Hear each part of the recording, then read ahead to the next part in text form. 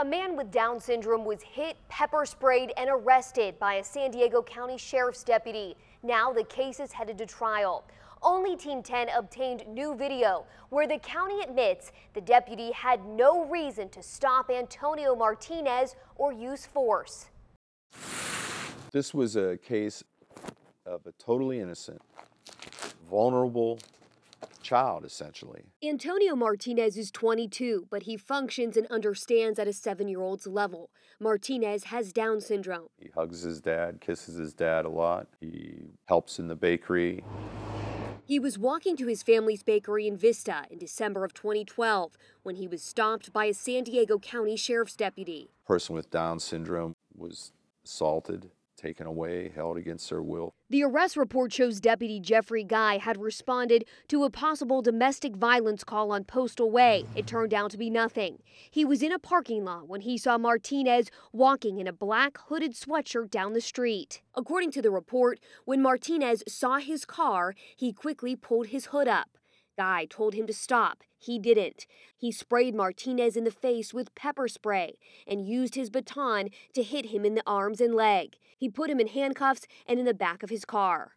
They did not have a reasonable suspicion to use force on Tony Martinez that evening. Jude Basile represents the family. He questioned Officer Guy and Captain Joe Roddy under oath in a deposition. What did he do wrong?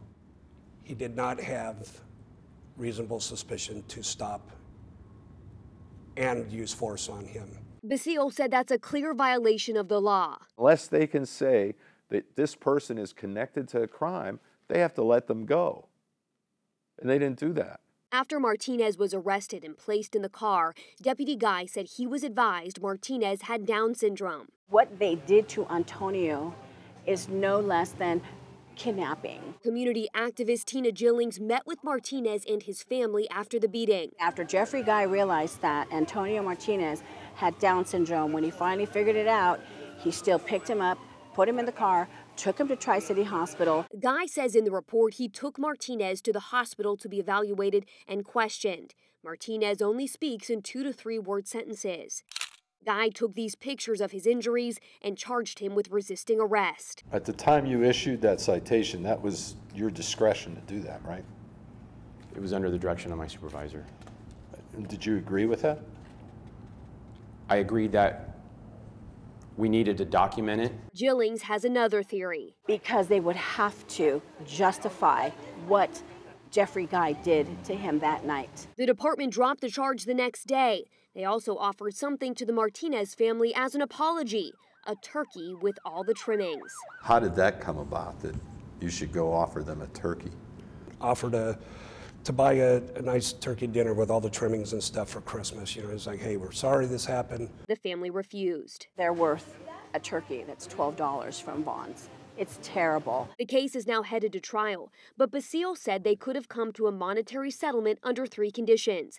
The department had to apologize, release their policy on dealing with the mentally disabled, and Officer Guy had to volunteer for the Special Olympics. The department declined all 3. We don't know how to word that, basically is what they said.